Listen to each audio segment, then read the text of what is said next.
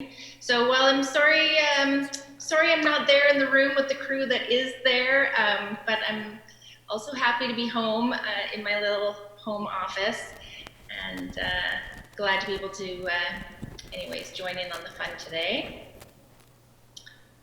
Let me move this. Okay, so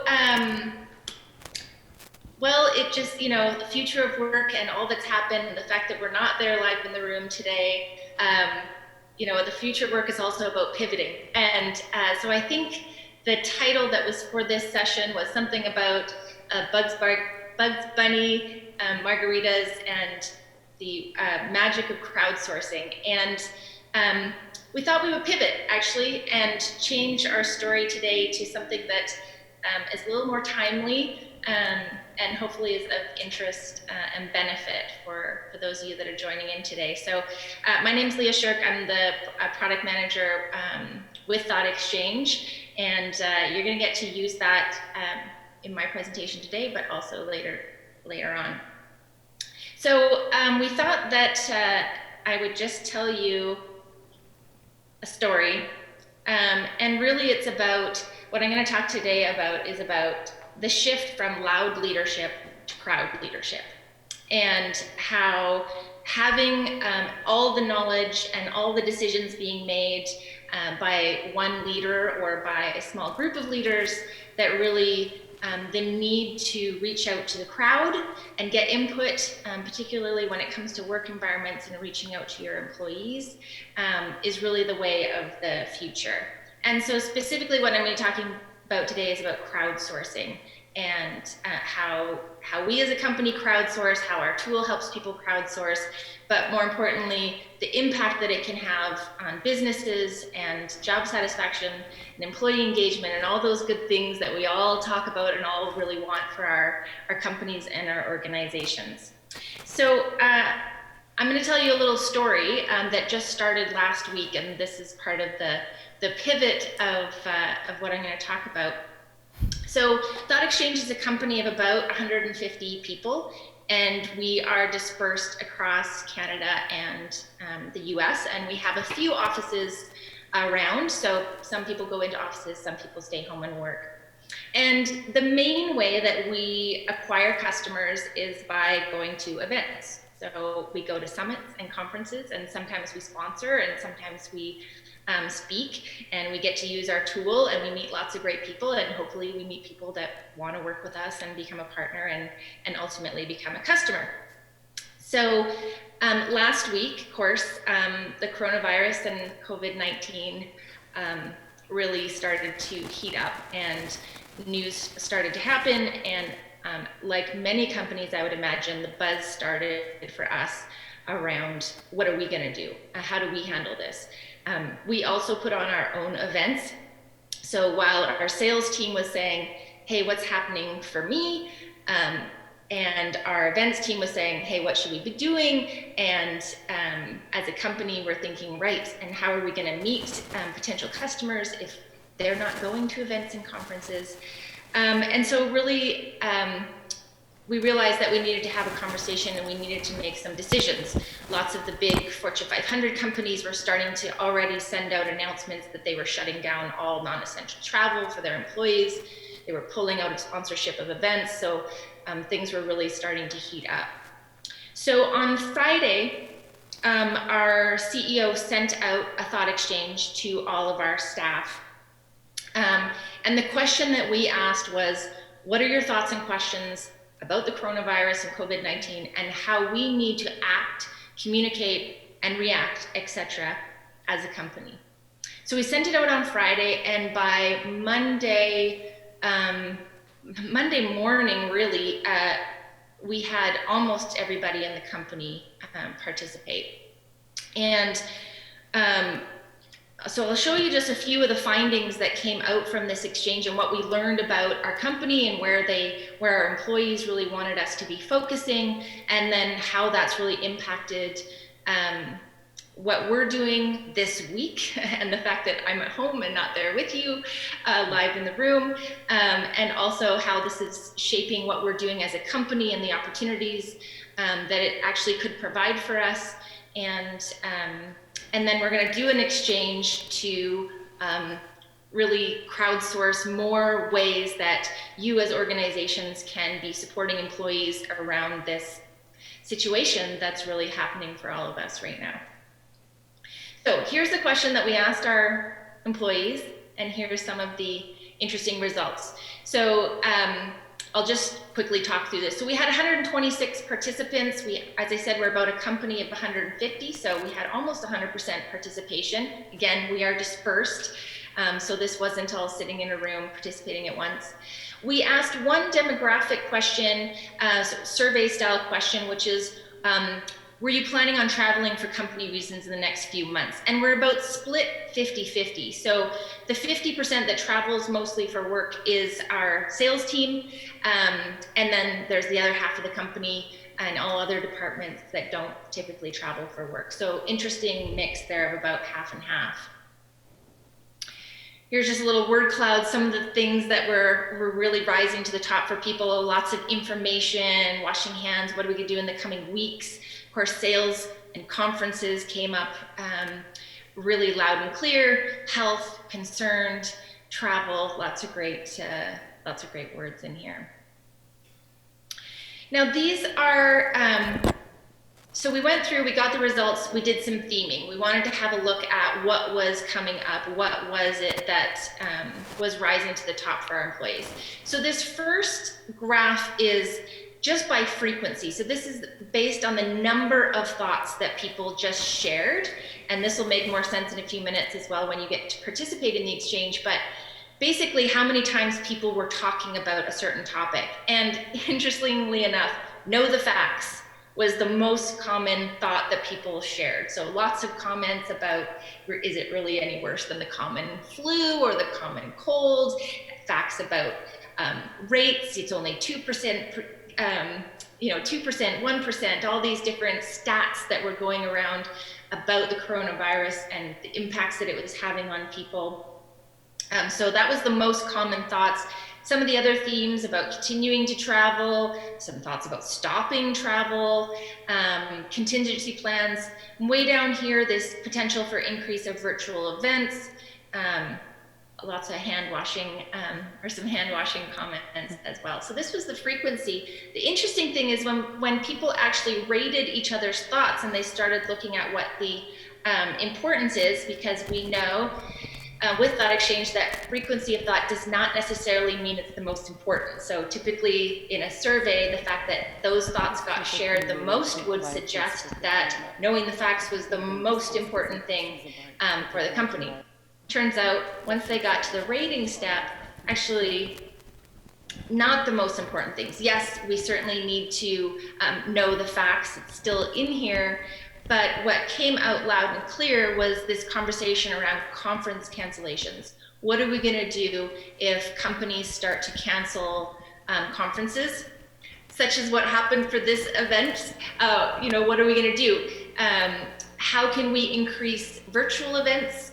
And also, what are we gonna do about a contingency plan for people getting sick or quarantined, both internally and externally for customers and at other events as well.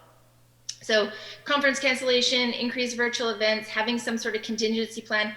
Interestingly, stop travel ended up being way down here and was not the most important part of the results of this exchange. One other little tidbit that we learned, which was fascinating, was we were able to look at the results based on those who travel for work and those who don't travel for work. And the things that were important to those groups. So interestingly enough, those that do travel for work, again, that's primarily our sales team, their most important thought, but really the theme that they were most that was most important to them was around how do we take into consideration what happens if we can't travel? What happens if there aren't any attendees at conferences when we do travel? This is a business risk, you know, sales teams saying, like, I got quota, I need to meet, I have sales I need to make. So what are we going to do from a business opportunity around this situation? Those are the people who do travel.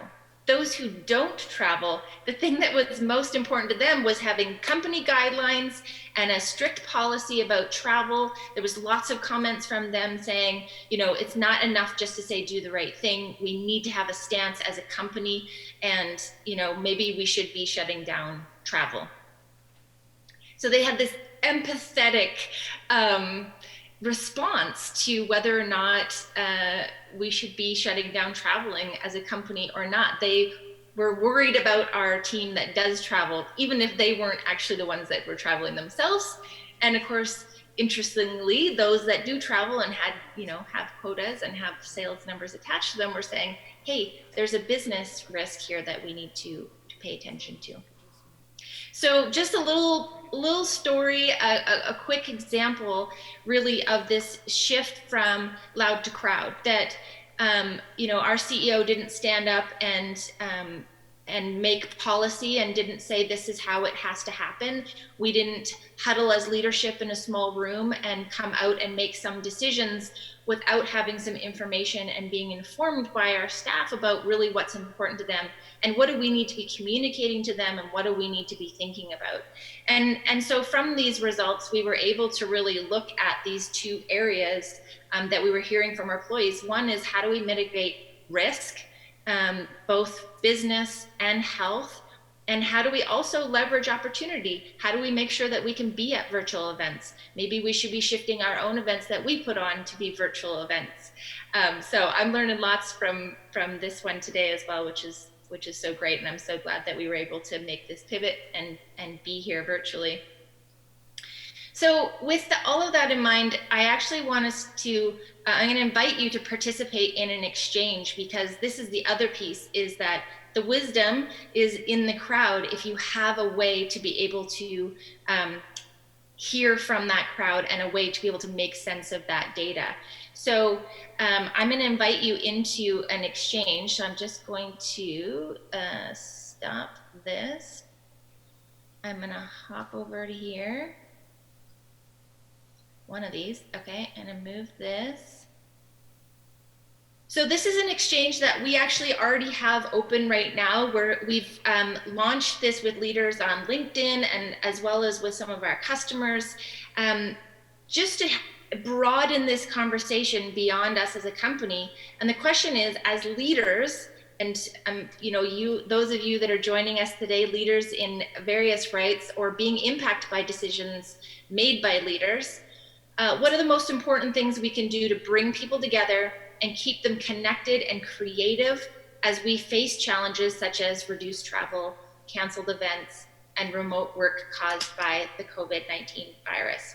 So I invite you to, if you have a smartphone handy, that's probably the easiest way, to use the QR code. If you know how that works, you can use your camera on your smartphone and point it at the QR, and a link will pop down from the bottom. Click on that, it'll take you in.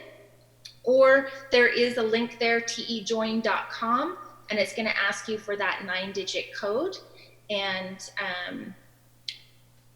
you'll be able to get in that way. And I'm going to start our timer, and we'll just get into this.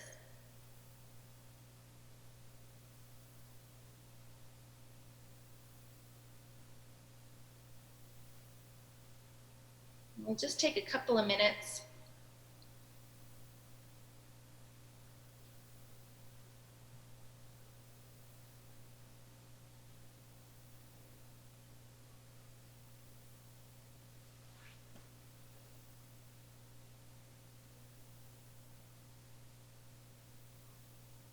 All right, I'm seeing people get in. This is good. This is perfect, Leah. We're all studiously entering things. Excellent.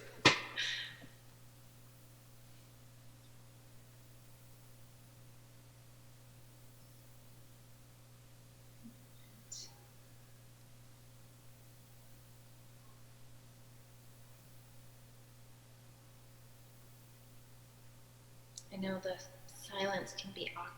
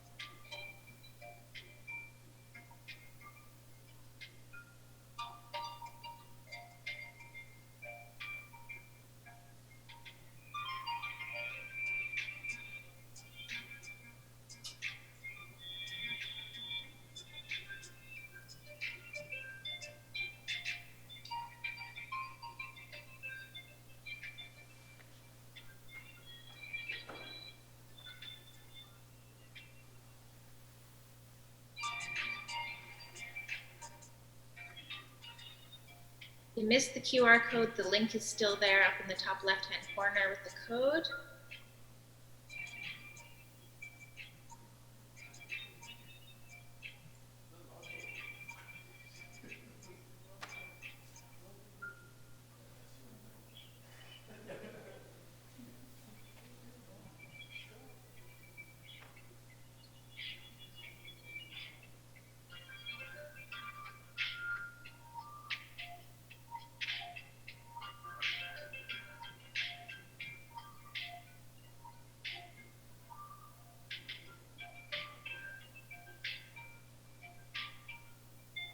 We'll just give you a last minute, see if you can get into the star step, rate some of those ideas that are coming in.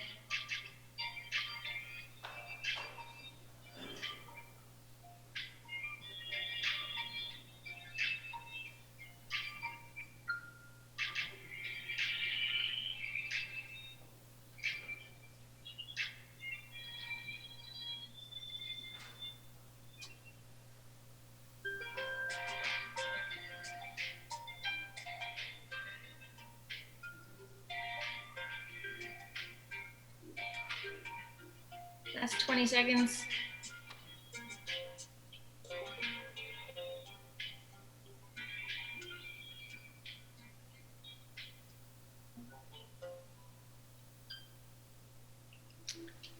All right, just for time, I know we're getting ready for lunch here. I'm going to, this exchange will stay open, so by all means, continue to participate, share this out. We will be sharing the results of this out on, as I say, on LinkedIn and likely on our website as well. So feel free to share this and to check it out.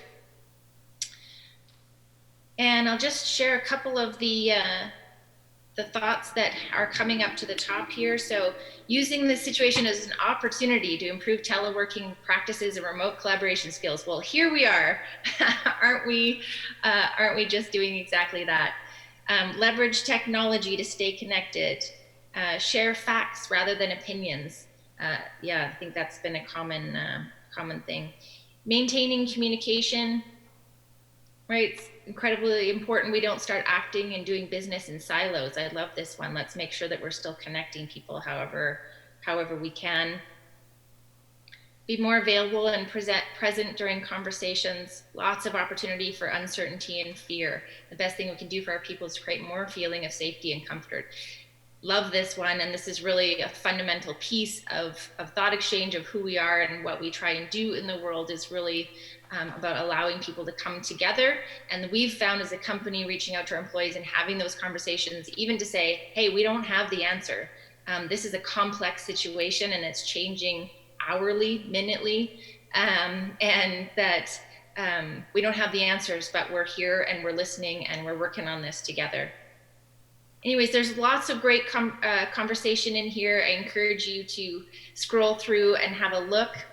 I think the last piece that I would just share is that really crowdsourcing has become a capacity and a skill that leaders really need to have, and that Gartner actually released a finding earlier this year, or last year, sorry, around that decisions being made by broader, more inclusive and diverse groups have a higher likelihood of resulting in better business outcomes. I think we know this. We talk about diversity and inclusion and the importance of that in our workplaces. And this is just taking it one step further to say that showcasing employee crowdsourcing needs to be a priority for organizations to make sure that they're listening and crowdsourcing and accessing the wisdom.